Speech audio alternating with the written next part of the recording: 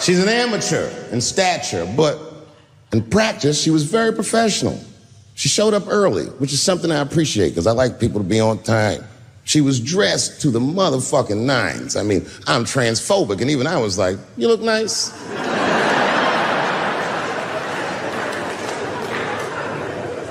Went up on the stage with all the swag of a professional comedian, grabbed that mic and walked right down the middle and looked at the crowd like a gangster.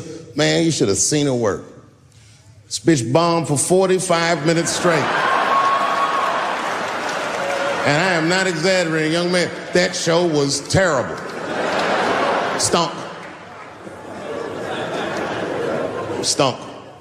And then she brings me on, and you know, I was like a glass of water after a handful of salt. The crowd was happy to see me. I was killing it.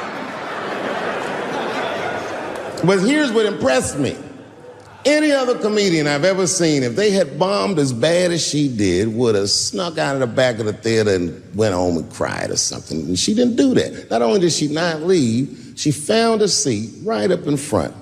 You know, when a new comedian watches an experienced comedian in comedy, we call this taking class. And this bitch took my whole class. She sat up there and was laughing as hard as she always laughs, as if nothing bad had even happened to her. And I saw her show. Something bad happened to her.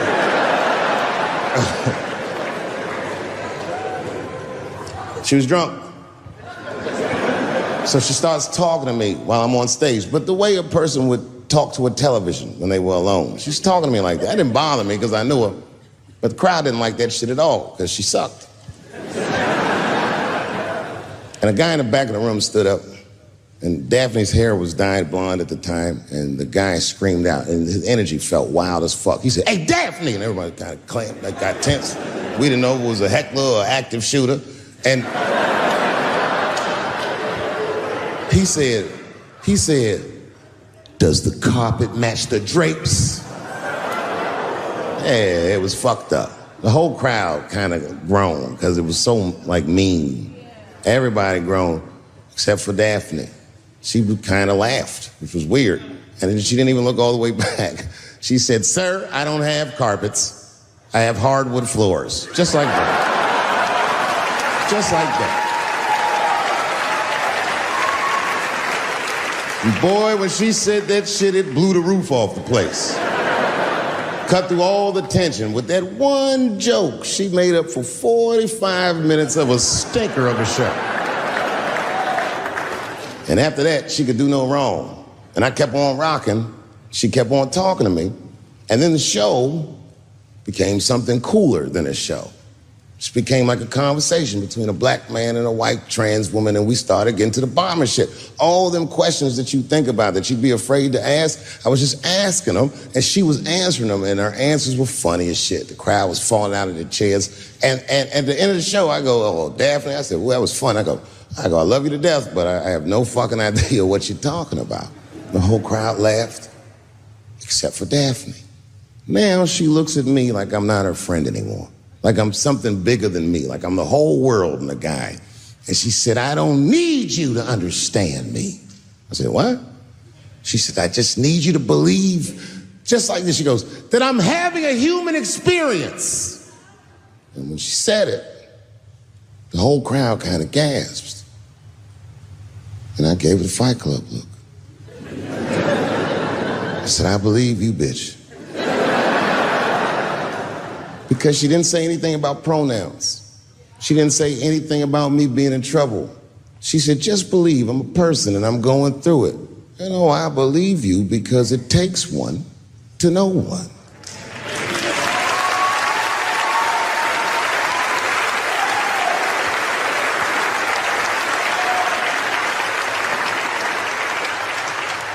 And then I told the crowd good night, and they start going crazy. And before the applause gets to its crescendo, I say, "And don't forget my opening act, Daphne." And the crowd stood up. And I looked at her, and tears came out of her eyes. She couldn't believe it was happening. I couldn't believe it was happening because her show stunk. And it was a great night. I remember the late, great Paul Mooney was there. A bunch of fly-ass comedy niggas was there. And we all went backstage and was just drinking and talking shit and laughing, and Daphne stole the room. She had everyone cracking up, spinning the yarn, telling us all these crazy stories about shit she be into. We all laughing real hard, and as she's telling us and everyone's laughing, I'm looking around, I'm like, oh my God, she is funny. I pulled her aside and I said, you're hilarious. I didn't know that when you were on stage. I said, you're doing some things wrong, but I can help you. I said, anytime I'm in San Francisco, why don't you open the show for me, and I'll just try to give you some pointers, see if you can't work this thing out.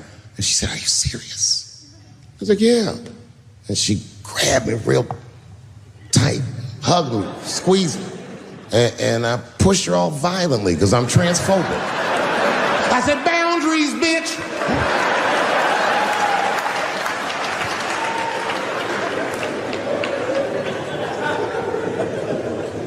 When Sticks and Stones came out, a lot of people in the trans community were furious with me, and apparently they dragged me on Twitter. I don't give a fuck, because Twitter's not a real place.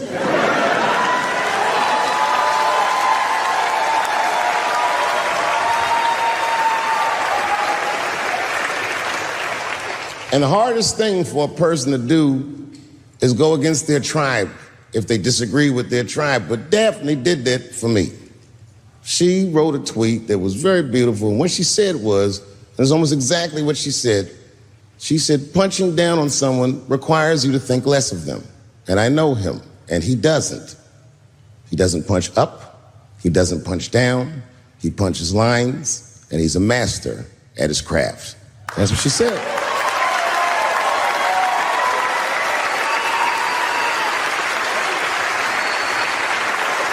Beautiful tweet. Beautiful friend. It took a lot of heart to defend me like that. And when she did that, the trans community dragged that bitch all over Twitter. For days, they was going in on her, and she was holding her own because she's funny. But 6 days after that wonderful night I described to you, my friend Daphne killed herself. Oh, yeah. It's a true story. My heart was broken. Yeah, it wasn't the jokes. I don't know if it was them dragging her. I don't know what's going on in her life, but I bet dragging her didn't help. I was very angry at them. I was very angry at her. I felt like Daphne lied to me. She always says she identified as a woman, and then one day she goes up to the roof of a building and jumps off and kills herself. Clearly, only a man would do some gangster shit like that. Hear me out. As hard as it is to hear a joke like that, I'm telling you right now, Daphne would have loved that joke. That's why she was my friend.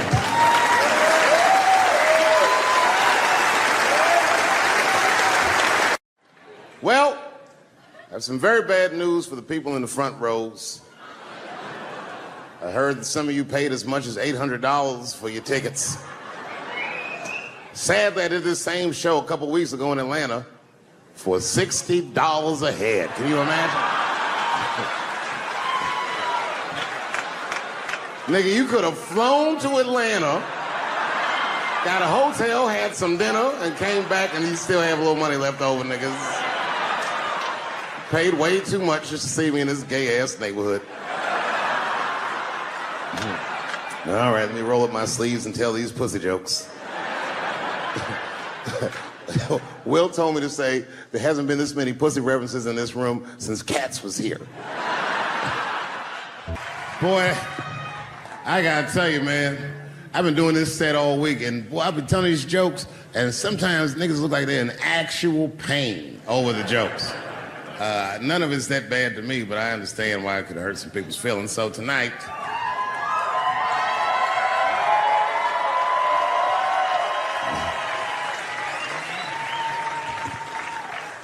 I'm gonna give you an opportunity that I rarely give anybody. I'm gonna let you say whatever it is you need to say to my face, or ask me whatever it is you wanna know. But there are no dumb questions allowed. If you ask a stupid question, you'll be asked to leave. Nah, I'm just kidding, go ahead. Everyone relax, come on. Oh yes, sir, in the front. 2 questions, how often do you write, and can I have a cigarette? All right, first, you may have a cigarette, but remember, this is not jail, motherfucker. This lady right here. I have a question. Do you remember this scene? Oh, I do remember that. Ma'am, I'm gonna have to ask you to leave. That's a terrible question. This gentleman in the front with the salmon-colored shirt on. I was wondering if you had any advice for young comedians that you generally give, and... Are you thinking of doing comedy? I've never done it before, but watching you has made me want to try it.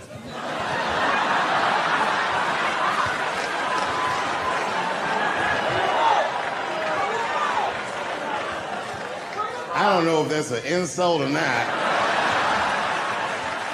It's a compliment. It's. I mean, niggas don't say I've never done brain surgery, but it looked a lot easier than I thought. I'm teasing. All right, here'd be my advice. Okay, I don't know how comedians start nowadays, right? But what I would suggest is just start. And once you start, you can't really stop, no matter what happens, no matter how bad it gets, no matter what people say. You know what I mean? Because comedy is weird like that. You know why I hate watching other comedians do comedy? Not because I hate other comedians, but because I love comedy so much. It's like watching somebody else fuck your girl. And I say, fuck her better than that. Yes, you on the aisle up there, the lady with the long... Yes, you, standing up. I see you. My favorite book of all time, The Narrative of the Life of Frederick Douglass.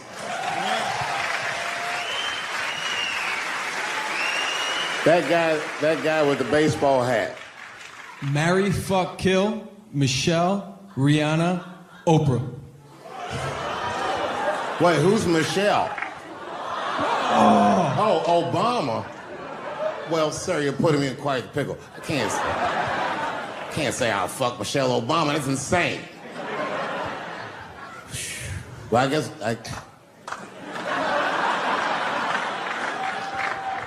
I mean, because I wouldn't kill any of those women. But I'd fuck all three of them.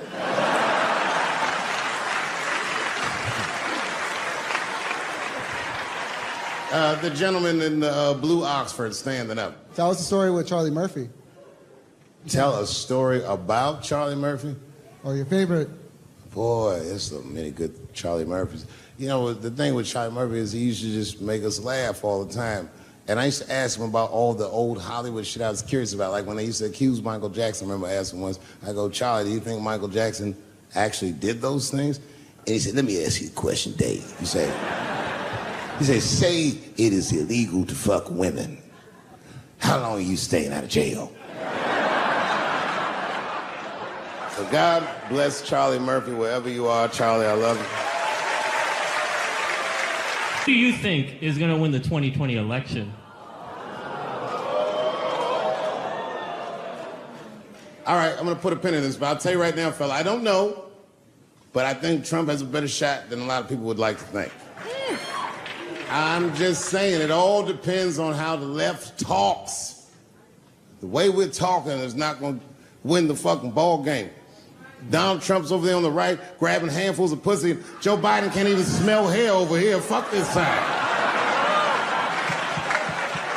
All right, man, go ahead. Thank you so much for this show. And how old are you?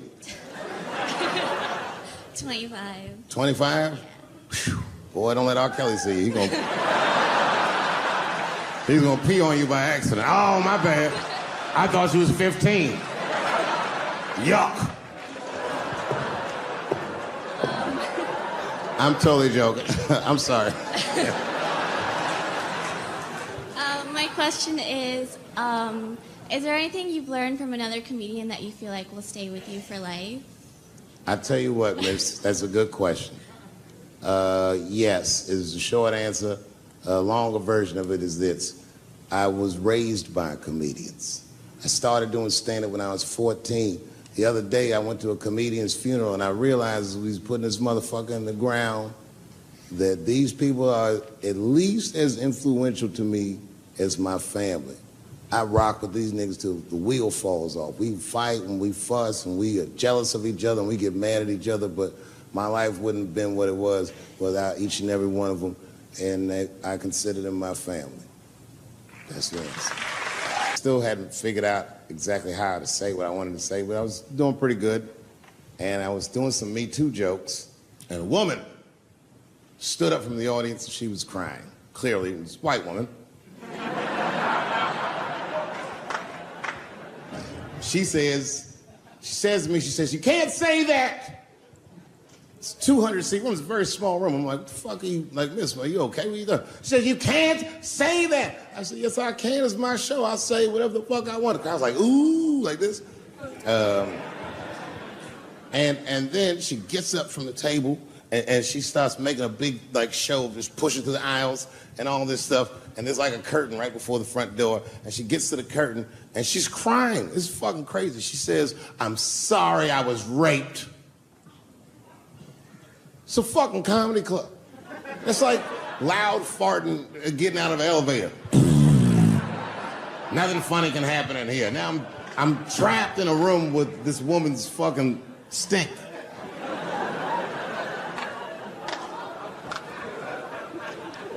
And I say, miss, it is not your fault that you were raped, but it's not mine either. Ta-ta, bitch, like this. She storms out. Now the room is very uncomfortable, but I managed to get the crowd back, but I'm like, a little traumatized. Same show, there's a trans woman sitting in the audience. This is a true story. This was like a few weeks ago. I did 6 shows that weekend. This trans woman came to 4 of them. Calls herself Daphne. Man, this chick Daphne was in there cracking the fuck up at everything I said about everybody. It was amazing. She was laughing, and it was fun to watch her laugh.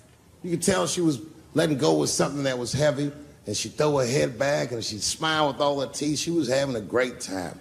And the more fun she had, I felt bad, because I knew I had some trans jokes to unload. And I thought to myself, maybe I shouldn't say these jokes, because I don't want to, like, fuck her evening up. She's having so much fun. But then I thought to myself, well, if I can't say it in front of her, should I say this shit at all? So I let her rip. And to my surprise, Daphne laughed harder at the trans jokes than anybody in the room. In fact, everybody in the room would look at her to make sure it was okay. And I got off stage, I was in the dressing room, I was like, man, this is a fucking weird show. I'm sitting in the dressing room by myself just trying to figure out, like, what the fuck just happened out there? Like, why is it that this one woman can't take any of these jokes and Daphne can take all of these jokes? So weird. And then I realized, Daphne used to be a man.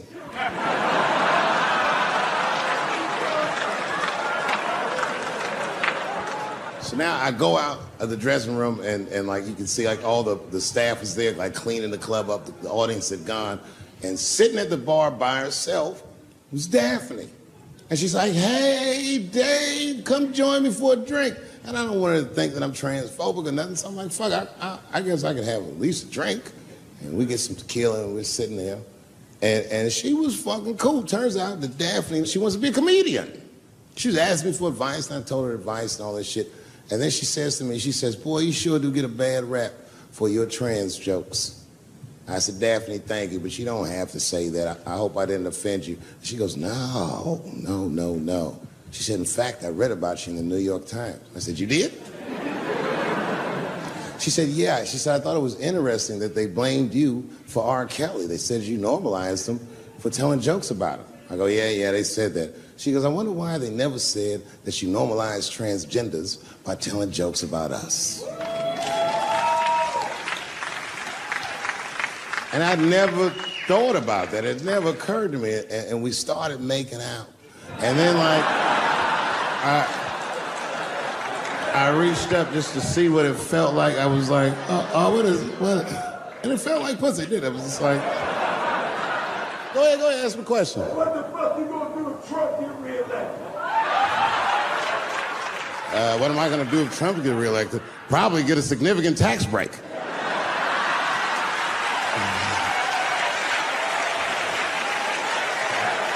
Hey, you want to know why I don't even talk about Trump in my show?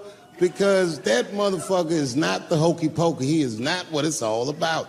There's millions of people that put him in power, and the ideas that he puts forth are not his own. He's singing poor white people's greatest hits. So why the fuck would I worry about him and not the other millions? Really, you know who I'm gonna vote for next time if things keep going the way it's going is that gay dude. No, Mike Pence. It's a safe place where I could tell some jokes. And I find out that this comedian I know, Chris Tucker, who's in all those Rush Hour movies, I find out that Chris is in San Francisco too at some charity event. So I call him, I'm like, yo, I just saw you at some charity event. I said, I'm doing a show at the Punchline. Why don't you come by the club after your event? He's like, cool, Dave. I thought you was dead, nigga. I'll come by. He says, is it okay if I bring some friends? Because, you know, I'm with a lot of people. I go, man, you Chris Tucker. You can bring whoever the fuck you want. And then I show up to the club late that night. And I walk into the dressing room. And sitting in the dressing room is Gavin Newsom, who at the time was the mayor of San Francisco, but now he's the governor of California. And sitting next to him was Kamala Harris, who at the time was the DA of San Francisco. Now she's the senator from California that's front running on the Democratic ticket. And sitting next to her was Al Gore. It's fucking weird. And sitting next to Al Gore was the guys from Google, Sergey, and I don't know how to say these. All right. And it was Chris Tucker and Ben Jealous, who at the time was the president of the NAACP, who was all just at this big charity dinner, and Paul Mooney was drinking scotch. And we all was just in there. And, you know, at first I was a little uncomfortable when we started talking, and we all got along really well. At some point, Kamala Harris she says to me, she goes, you know, a friend of mine is announcing his candidacy for president tomorrow. I went to college with him. I'm like, what? I go, Barack Obama? She goes, you've heard of him? I'm like, yo, I just read about this dude. And she goes, yo, yeah, blah, blah, blah, we talking. She goes, you know what? She says, let's call him on the phone. I said, what the fuck? And she picks the phone up and she dials and she's listening like this. And she goes, this is voicemail. And she gives me the phone, she goes, leave him a message. You know, I didn't know what to say. I just said what you say to any black dude that's running for president. You know, stay low, running a zigzag pattern, this kind of shit.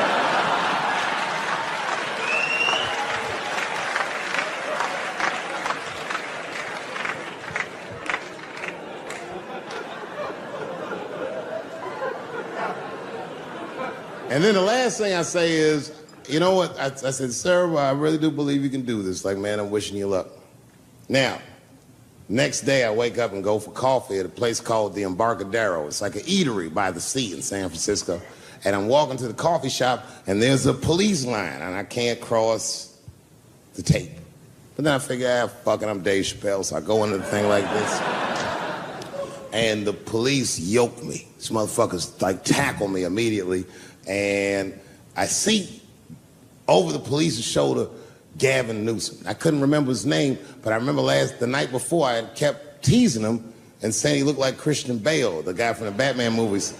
So I see him and I can't remember the name, so I'm just like, Batman, help!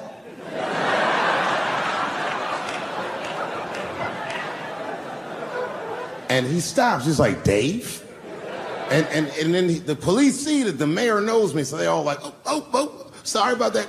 And he's like, hey, back up, everybody. And he just picks me up. He's like, I'm really sorry about that. I'm like, I'm fine, don't worry about it. And he's like, listen, I'm here with Prince. Would you like to meet him? I'm like, I know Prince. That's my nigga. And we go around the corner, and it was Prince Charles, the Prince of England. I didn't know the protocol of meeting royalty. You're not supposed to touch him. I dapped him up like a nigga. My nigga. Wow. Just hugging him and shit like this, dapping him up. Like this. And that nigga was cool too. I was like, that's really fucking weird. And then I was just out there in the upside down, not having no TV show, trying to figure life out. And the election was going on in the background. And this guy, Barack Obama, was picking up steam. This motherfucker was killing it. And I had a chance to go to the last debate on the Democratic ticket. And I went. It's me and Chris Tucker sitting in Myrtle Beach, South Carolina. It's the last three candidates. It was Barack Obama, John Edwards, and Hillary Clinton.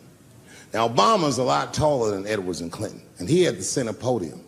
And at one point, they're all on stage, and they start fussing, and Obama goes, look, none of us are perfect, like this. And his hands was like this, and there was light shining behind his head, and the other two candidates was looking up at the nigga, and I was sitting in the audience like, this nigga looks like Jesus.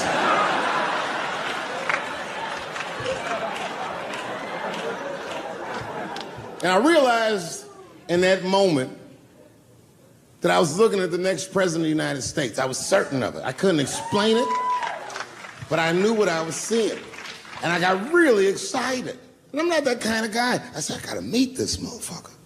So I stayed. They were all on stage doing interviews, and I just waited. I was waiting and waiting, and then John Edwards was done with his interviews first, because everybody knew he wasn't gonna win. And I see John Edwards, and I said, hey, Senator Edwards, I just want to say hi. And that motherfucker looked at me like, I'm like, fuck you, nigga, you gonna lose anyway. And then he left, and then Hillary Clinton just walked by me in one of them Steve Harvey suits.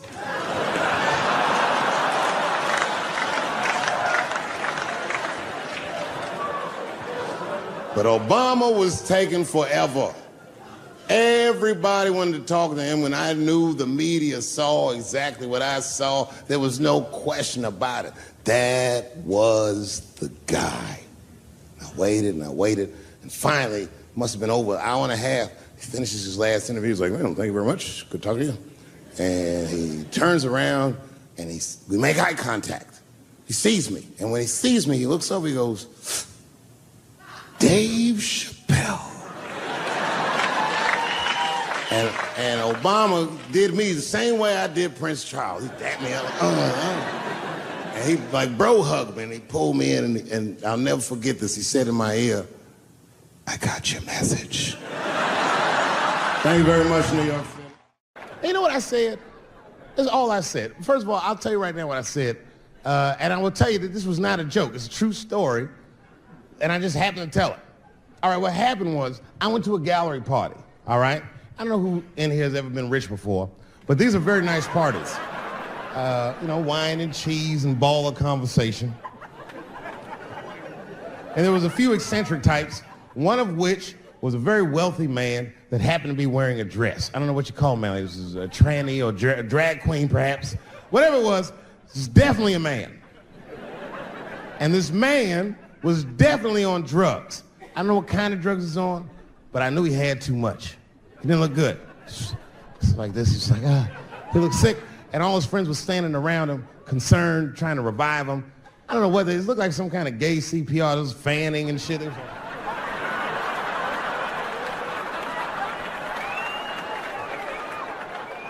I saw all this from a distance. Now, I should have minded my own business, but I got curious. I was like, And I went over there. All I said, excuse me, gentlemen, is he okay? And then they looked at me like I was evil. She is fine. I said, word? Oh. I'm sorry, I didn't know this is what we were doing. Here's my thing. I would support anybody's right to be whoever they feel like they are inside. I'm your ally in that. However, my question is, to what degree do I have to participate in your self-image? Is it fair that I have to change my whole pronoun game up for this motherfucker? That doesn't make sense. Seriously. If I put on an Argyle sweater and I'm like, hey everybody, I feel like a white guy in this sweater and I want some goddamn respect and a bank loan. That's not gonna work. Give a fuck how I feel. Why should I give a fuck how you feel? Nigger is a pronoun. But there was no time for philosophical debate. This was an emergency situation. I said, fine. Sorry, guys. I was just worried because she looks terrible. She just fell off the bench. Appears that her dick is popping out of her dress. You mind if I call an ambulance, champ? I'd rather not be at a party where a tranny ODs. There's too many questions to answer.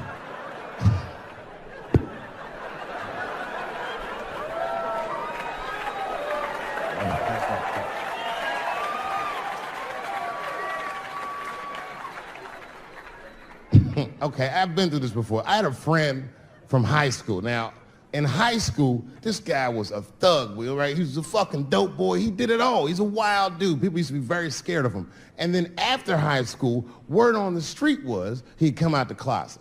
I personally didn't believe it. I bring him up because last year, he calls me out of the blue like, yo, what's up, man? I got your number from so-and-so, and I heard you're going to be in New York doing a show. Could I get some tickets? I was like, fuck yeah, get some tickets, man. How you been? He said, well, we'll catch up at the show, man, but yo, I appreciate it. I'll see you soon. I said, all right, man, take care. And I was about to hang up, and I couldn't resist. I was just like, hey, nigga, I heard you was gay. What's going on with that?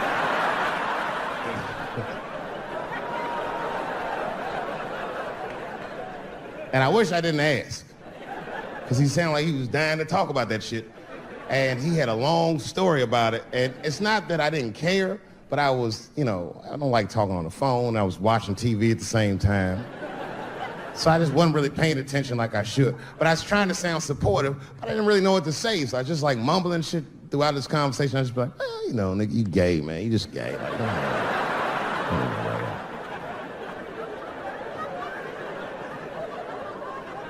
This went on for a while, and then finally I had to say something like definitive to get him off the phone.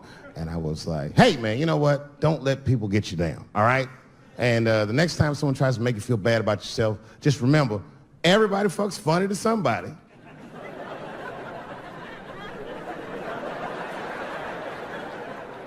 He didn't like that shit. He's like, what the fuck does that mean? I said, huh? He said, you saying I fuck funny, motherfucker? I said, no, that's not what I'm saying. I'm saying everybody's different. He said, you ain't say different, nigga. You say it funny. What's so fucking funny about the way I fuck? And I said, hey, man, I fuck feet. He said, what? Oh, this is not a joke, ladies and gentlemen. I get women to squeeze their feet together like this, and I fuck them right in that little space in their feet. But you can't build a community behind that shit. There's no flag for us. That shit made him laugh.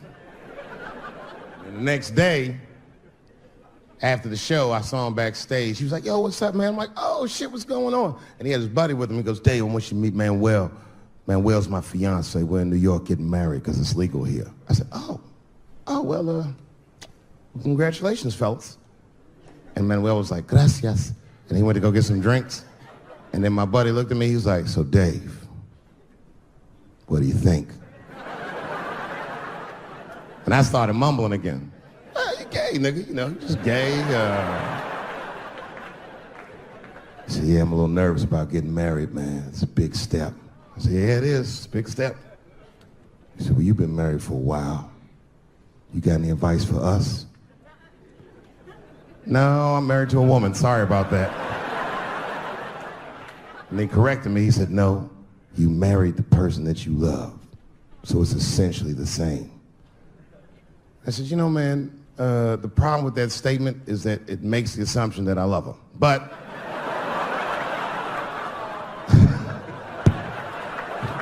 you guys lighten the fuck up. Of course I love my wife.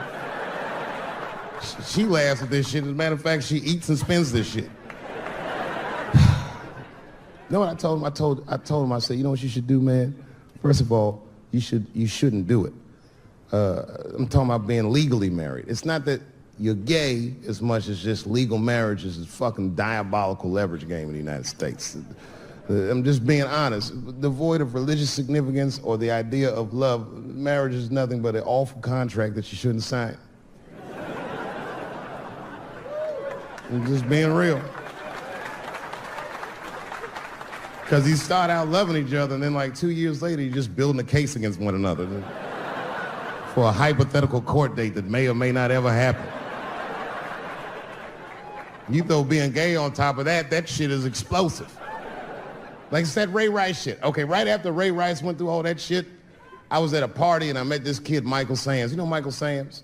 Very nice guy. He's the first openly gay NFL player. And Mike's a very nice guy, very brave guy. But when I met him, I couldn't help but thinking, now what's gonna happen when Michael Sands beats his wife up in the elevator? Is that domestic violence or is that just two niggas working shit out in the elevator? You know what I mean?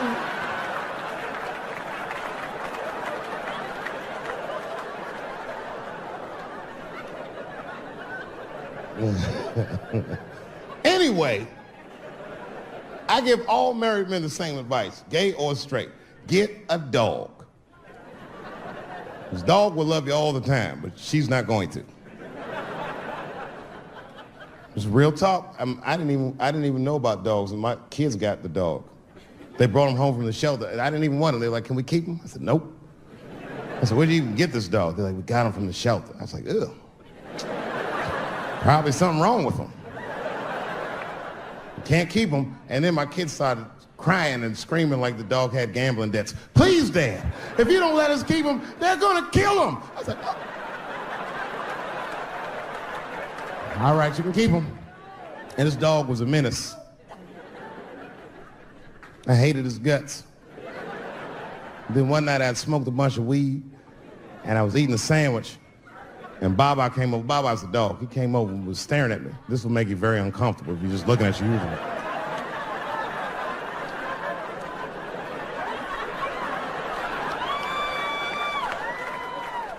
I had to give him a piece of my sandwich so he'd go away. And that's how we became friends.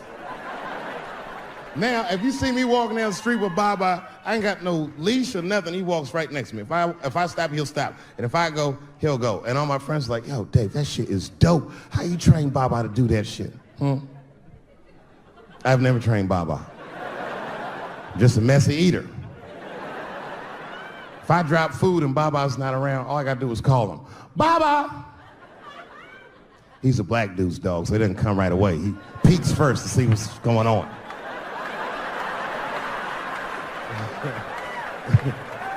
I gotta tap my foot so he can see the food. "Over here, little buddy." And he's like, "Thanks, Dave." He'll come get it and run off.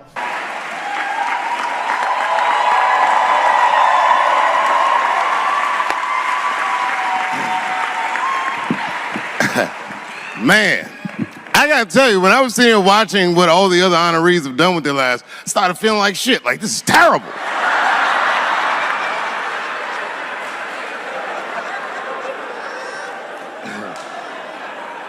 And then Bobo brought me up and started out good with that Ali picture, and then it just, whew.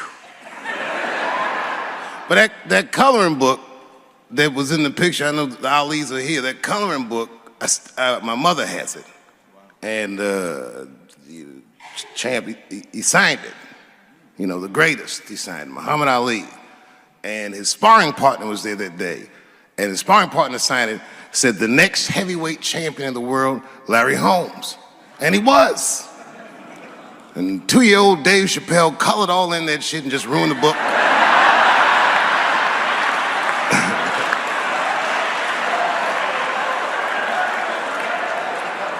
But I remember part of the book that I remember real vividly because I asked my mother about it when I was a kid. There's a part where there's a picture of Ali throwing his Olympic gold medal into the Ohio River. That's why it's so weird for me being here. You know, both my parents were very brilliant. My dad went to Brown in 1955. That's right. He told me at the time he was one of 3 black students. He said one of the guys got accused of a rape that he probably didn't commit. And the other guy killed himself, and Dad said, and I left. And see, that's what makes us Chappelle's great. We know when to quit.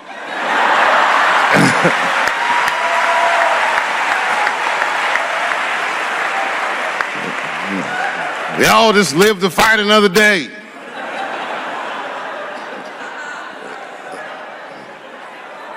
I gotta say, I'm very honored to be here, and I'm very honored to be here with the other honorees. Really, I'm like very humbled by you all, the work that you do, and you all make me want to be better. All of you.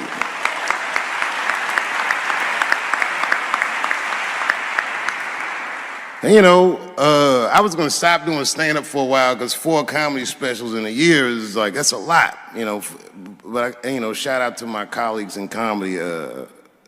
I just want to say that in a way, this for me belongs to my mother primarily, who was a African American studies professor, and a lot of the content that I say, she raised me well. I'm not an uninformed person. But also, my colleagues in comedy, like comedians have been getting beat up pretty bad recently, and we're somehow nowadays expected to speak with the precision of attorneys or politicians. We are not. I always think of James Baldwin. James Baldwin was one of my favorite writers because he managed to tell white people what they feel like to be around.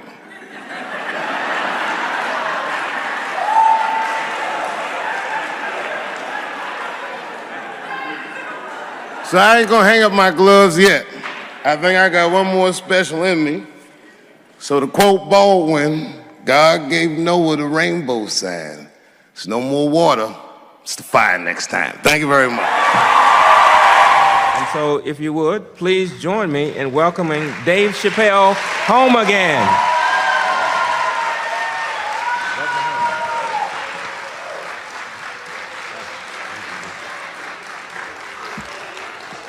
Oh, thank you.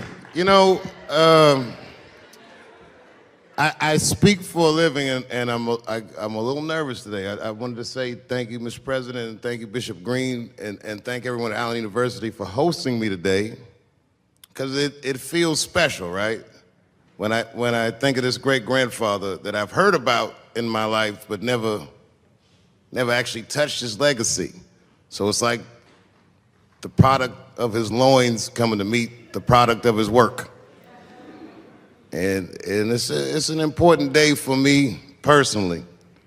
And I know a lot of you guys are students, and I just want to tell you I'm the first person in my family to not go to college. And as the president has told you, I've done outstanding in spite of that.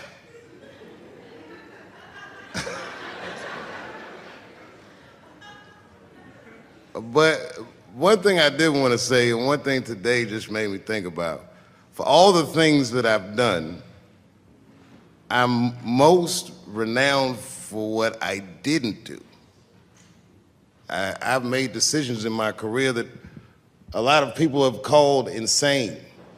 2004, had a $50 million deal on the table, and in a crisis of conscience, flipped the table over and walked away.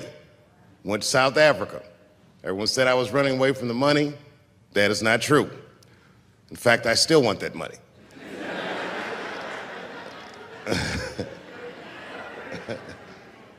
The idea that I wanted to just share with you guys is the idea that sometimes you do what you think is best, whether anybody understands it or not. I heard a story about my father where someone told me he used to do statistics for a company in DC. The company he did statistics for started doing business with the South African government, so he quit his job. It's caused a lot of problems between him and his wife. It's hard for a man when he can't provide for his family the way he wants to, and he suffered through it. And a generation later, when I had my crisis of conscience, I was able to go to a free South Africa and get away from the heat. This idea that what you do in your lifetime informs the generations that comes after you is something I keep thinking about, something that is so much bigger than just ourselves. And today I'm standing in front of you guys, and I know you guys are like, oh, I know you're bored. But I see family of mine in the front row some who I've never met, and I just realize how all of us are connected. That my great-grandfather built something more substantial than buildings. He built a community, and he built, more importantly than a community, he built a way. So I'm very grateful. Very grateful. Hello, police. I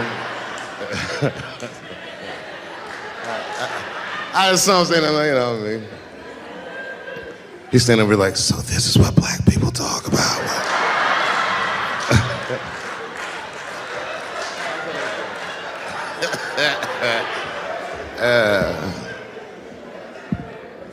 I just want you guys to remember, you know, that right now there's this thing where ethics aren't what they used to be. This idea that people are trying to replace the ideas of good and bad with better or worse.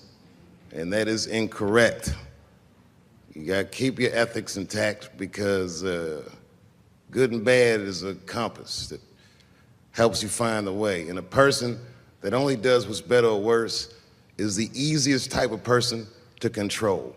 They are a mouse in a maze that just finds the cheese.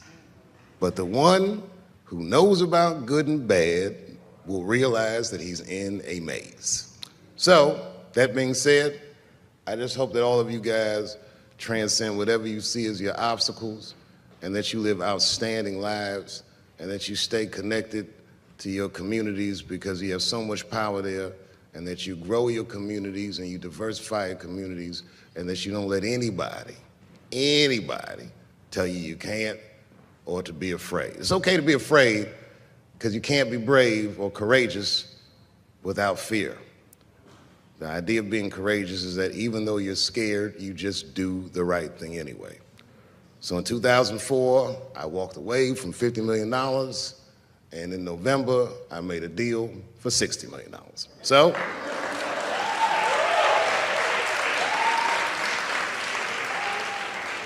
although I am not the most famous comedian of my time, I would like to know what their great-grandfathers did. I'm very proud today. Thank you very much.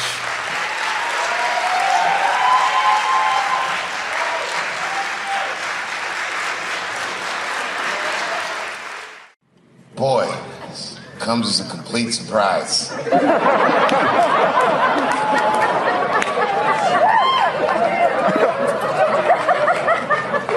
mean, I read all the reviews and they said, whoever cares the most, I care at least as much as them. I know what I got, because I lost it all. I gotta tell you something, and I don't talk about it often. Have you ever worked all your life for something and have it not work out? That happened to me. It was tough. Think about it. I was gone for 12 years. It's not a little bit of time. It was hell. I watched other niggas that I knew become very famous. I watched the world go on without me. I mourned the loss of it. And after a while, I didn't care. Coming back was terrifying. I understand what I am. I really do, more than anybody. Like when they write about me in history, I'll be dead reading it like, yeah, I knew they'd say that. They say that a person can't dream of a face they've never seen. Can't believe that's true, but it's probably true. Boy, I got a long bank of faces. 32 years, I could close my eyes, I could think of any night. There's so many faces. Every night, most nights, they're all looking up, smiling. You have no idea what the world looks like from there. All different races, all different colors, all different kind of beliefs, just looking at me, smiling for 32 years, night after night.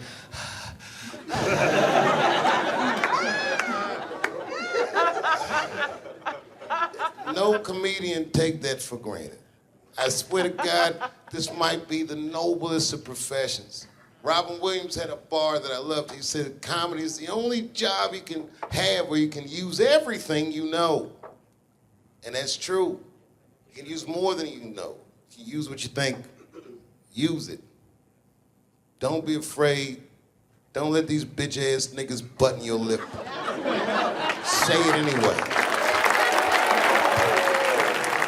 Man, you have no idea what this job is.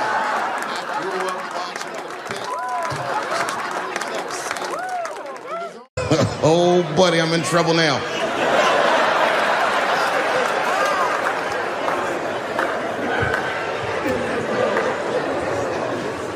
Before I go, I want to share this story with you because it's important to this point. I want your community to know that one of the coolest people I ever met was a transgender woman. And this is not a man that I knew that became a woman. This woman was trans when I met her. Lived in San Francisco. Daphne Dworman is her name. I would do 18 shows in the Bay Area, sometimes in Oakland and Dirty Hood nightclub, and she would be there, a white trans woman, laughing loud and hard at everything I said, especially the trans jokes. It's very puzzling because she was obviously trans. And one night after one of the shows, I met her. And what it was, turns out, it was her dream to be a comedian. And I was her hero. It's very moving. I could not dislike somebody that felt that way about me. We became fast friends. And when I made that special Sticks and Stones, right as it was coming out, I happened to be in San Francisco and I wanted to do a show, but I needed an opening act. And I remembered that trans woman I had met. So I called her on the phone. And I called her myself. I said, "Hey, Daphne, this is Dave Chappelle." She couldn't believe it. And I go, "I'm in San Francisco." And then she started saying a bunch of wild stuff. I was like, "Relax now. I don't want any pussy." I was, I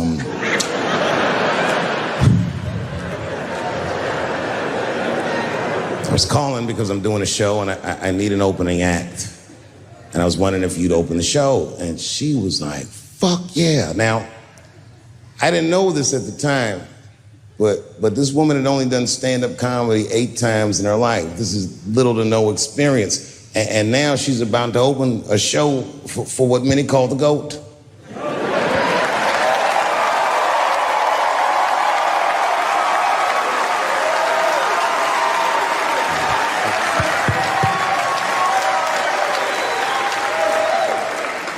She's an amateur in stature, but in practice, she was very professional. She showed up early, which is something I appreciate because I like people to be on time. She was dressed to the motherfucking nines. I mean, I'm transphobic, and even I was like, "You look nice."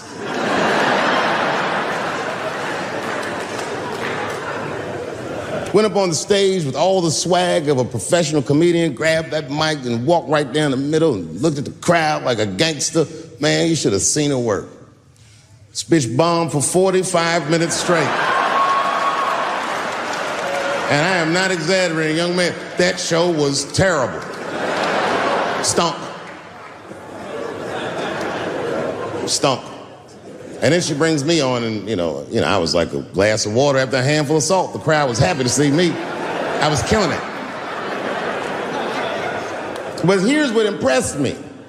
Any other comedian I've ever seen, if they had bombed as bad as she did, would have snuck out of the back of the theater and went home and cried or something. And she didn't do that. Not only did she not leave, she found a seat right up in front.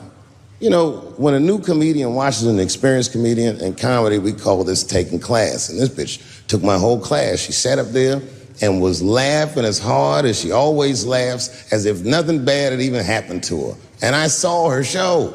Something bad happened to her.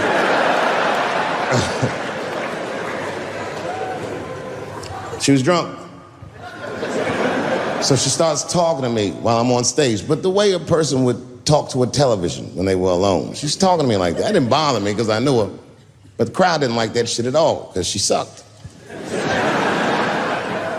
And a guy in the back of the room stood up, and Daphne's hair was dyed blonde at the time, and the guy screamed out, and his energy felt wild as fuck. He said, "Hey, Daphne!" And everybody kind of clamped, like got tense. We didn't know if it was a heckler or active shooter. And he said, "Does the carpet match the drapes?" Yeah, it was fucked up. The whole crowd kind of groaned because it was so, like, mean. Everybody groaned except for Daphne. She kind of laughed, which was weird. And then she didn't even look all the way back. She said, "Sir, I don't have carpets. I have hardwood floors." Just like that. Just like that. And boy, when she said that shit, it blew the roof off the place. Cut through all the tension. With that one joke, she made up for 45 minutes of a stinker of a show. And after that, she could do no wrong. And I kept on rocking. She kept on talking to me. And then the show became something cooler than a show. It became like a conversation between a black man and a white trans woman, and we started getting to the bomber shit. All them questions that you think about that you'd be afraid to ask, I was just asking them, and she was answering them, and her answers were funny as shit. The crowd was falling out of their chairs.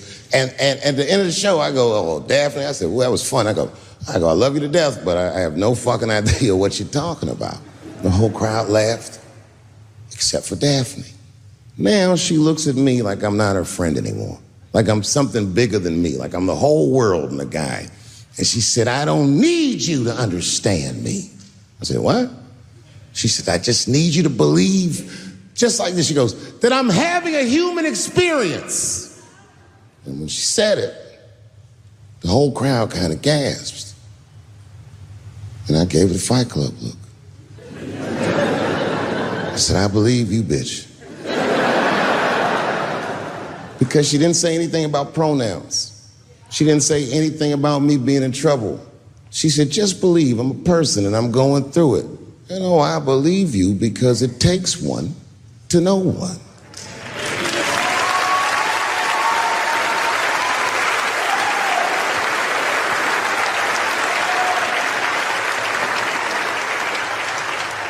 And then I told the crowd good night, and they start going crazy. And before the applause gets to its crescendo, I say, "And don't forget my opening act, Daphne." And the crowd stood up. And I looked at her, and tears came out of her eyes. She couldn't believe it was happening. I couldn't believe it was happening because her show stunk. And it was a great night. I remember the late, great Paul Mooney was there. A bunch of fly-ass comedy niggas was there. And we all went backstage and was just drinking and talking shit and laughing, and Daphne stole the room. She had everyone cracking up, spinning the yarn, telling us all these crazy stories about shit she be into. We all laughing real hard, and as she's telling us and everyone's laughing, I'm looking around, I'm like, oh my God, she is funny. I pulled her aside and I said, "You're hilarious." I didn't know that when you were on stage. I said, "You're doing some things wrong, but I can help you." I said, "Anytime I'm in San Francisco, why don't you open the show for me, and I'll just try to give you some pointers, see if you can't work this thing out." And she said, "Are you serious?" I was like, "Yeah." And she grabbed me real tight, hugged me, squeezed me, and I pushed her all violently because I'm transphobic. I said, "Boundaries, bitch."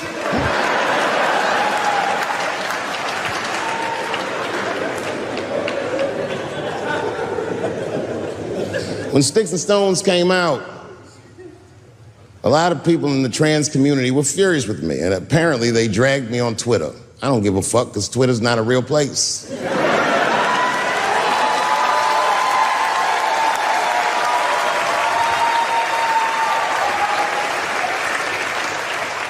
And the hardest thing for a person to do is go against their tribe if they disagree with their tribe. But Daphne did that for me. She wrote a tweet that was very beautiful, and what she said was, it was almost exactly what she said. She said, "Punching down on someone requires you to think less of them. And I know him, and he doesn't. He doesn't punch up, he doesn't punch down, he punches lines, and he's a master at his craft." That's what she said.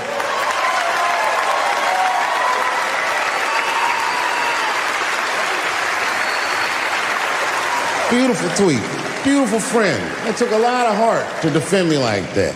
And when she did that, the trans community dragged that bitch all over Twitter.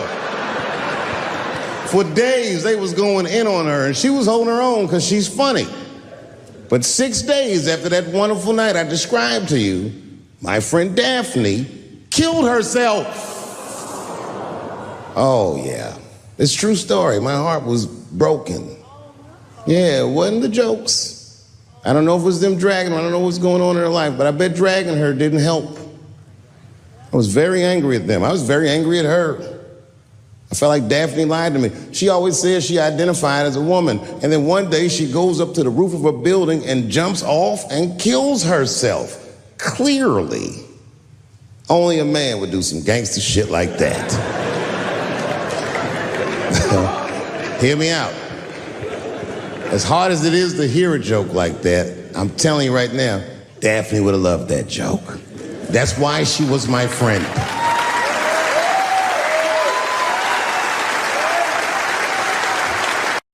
I Googled the dictionary definition of a feminist just to make sure I was talking about the right thing. And do you know, sir, what the dictionary definition of a feminist is? I didn't either. Listen to this. Webster's defines a feminist as a human being, not a woman, a human being that believes in equal rights for women. I was shocked that that's what that meant. Because by that definition, I would consider myself a feminist. And I didn't even know that at the time.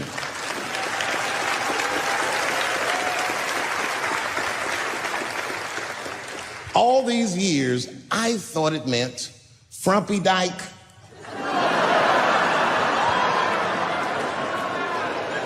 Well, that's who's always talking, to be some chick in overalls. Men are trying to rape us. Ah, not you, bitch, we please.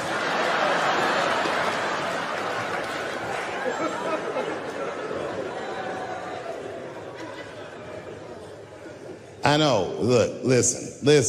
I support the feminist movement, I do, in my own ways. When you guys did the Women's March, I tried to go and support you. And none of my friends would go with me. I asked all the fellas, none of them wanted to go. I tried everything. Come on, y'all, it's gonna be bitches there. They was like, nope. So what I did is I called my friend Ange. Ange is a black woman who's a comedy writer, and she's dope. Matter of fact, she's the only woman that I know personally that pays her ex-husband alimony. And she sounds just like a man when she does it. Fuck that broke motherfucker and all that. She says all that shit. So I hit Ange up, and I hit her on the text. And all I did, I texted her, I said, Ange, are you going to the Women's March? And she texted me back, and this is real text. She said, I hope those white bitches get tear gassed.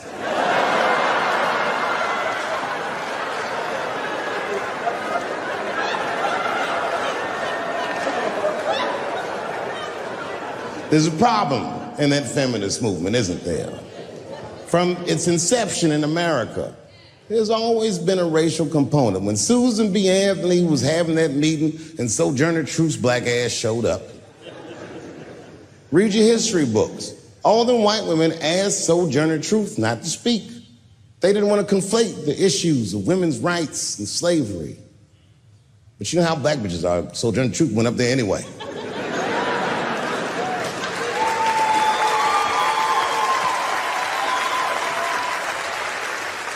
She did a famous speech. She said, ain't I a woman? Ain't I a woman? That's right. And listen. I supported the Me Too movement, but the whole time I thought that the way they handled that was stupid.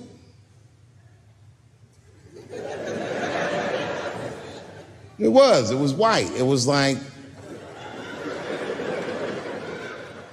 they were doing shit like going to the Golden Globes, and all of them would be like, let's all go to the Golden Globes and wear black dresses, give these men a piece of our minds. Bitch, that is not gonna work. You think Martin Luther King's gonna be like, I want everybody to keep riding the bus, but wear matching outfits? You gotta get off the bus and walk. It's real talk. Real talk, that was a silly movement. I want everybody to wear a crocheted pussy hat so they know we're serious. What the fuck was y'all doing? And then I said something about it in one of my specials, and all these women actresses came after me. I said, man, fuck y'all too, you canceled. I ain't jerking off to none of your pictures again.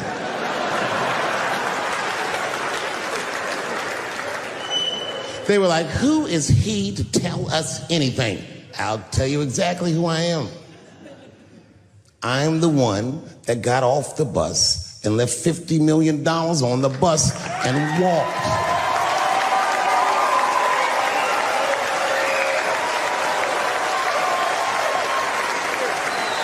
I agreed with these women. I just didn't agree with what they were doing about it. Right. No, it was annoying as fuck. Because if these women were serious, you know what they would have done? They all would have fired their agents. And they would have went to the mailroom of one of these big agencies and found a woman that was busting her hump in there and said, if you want to talk to us, then you have to talk to her. And if they did that, then she would be big and they would be big and nobody would get fed to Harvey Weinstein. But did they do that? No. Was that their idea? No. Surprisingly, it was mine. And what I think the feminist movement needs to be very successful is a male leader.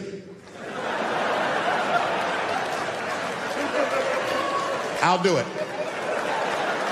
I will. I will lead you women to the promised land. I will make sure you get equal pay for equal work. I will make sure that nobody harasses you or fucks with you on the job. I will protect all of your interests. And all that I ask for in return is that you suck my dick. And now we're right back to square one, aren't we?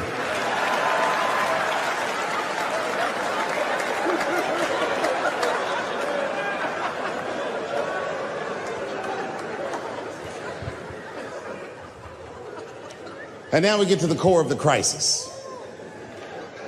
What is a woman? What is that in this day and time? Is there even such thing as a woman or a man or anything? Seems to be a question nowadays. Now listen, women get mad at me. Gay people get mad at me. Lesbians get mad at me. But I'm gonna tell you right now, and this is true. These transgenders, these niggas want me dead. I've gone too far, I've said too much. And I gotta tell you, I'm very worried about it. I'm not even joking. Every time I come out on stage, I be scared. I be looking around the crowd, searching for knuckles and Adam's apples to see where the threats might be coming from.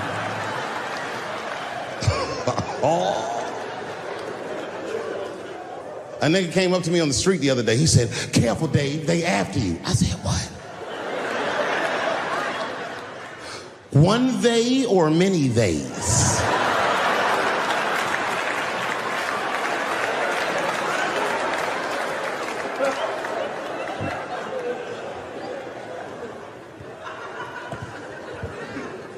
Before I even say anything about that community, you must know, and I hope you all feel the same way, I am not indifferent to the suffering of someone else. There's laws, the mean laws in our country. North Carolina passed a law once that said a person in North Carolina must use the restroom that corresponds with the gender they were assigned on their birth certificate. No.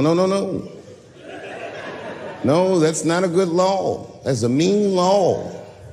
No American should have to present a birth certificate to take a shit at Walmart in Greensboro, North Carolina, where the baby shot and killed a motherfucker.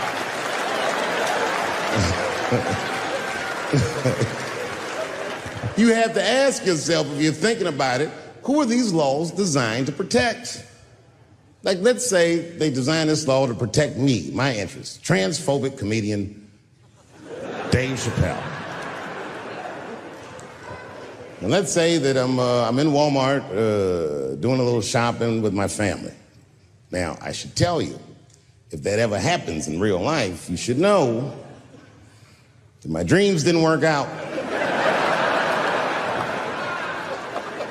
But let's say something goes horribly wrong, and there I am in Walmart with the poor whites rummaging around for mediocre goods and services.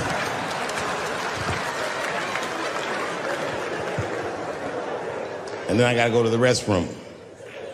So I excuse myself from my family. I go to the men's room. Now I'm standing at the urinal taking a leak. And this is what this law is gonna do. And suddenly, a woman walks into the men's room. I'm gonna be like, that's strange. And then she stands shoulder to shoulder with me at the urinal. I'm gonna be like, ugh, bitch, what's going on with you? And then she hikes her skirt up and pulls a real live meaty dick out. Yep. And what do you think I'm gonna say? Thank God she's in here with me. At least now I know my family's safe. No, I'm not gonna feel that way at all. I'm gonna feel very uncomfortable. I would feel better if it was a man with a vagina that backed up to the urinal next to me.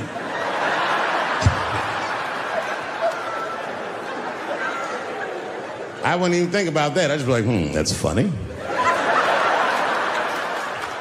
This guy is peeing out of his butt for some reason.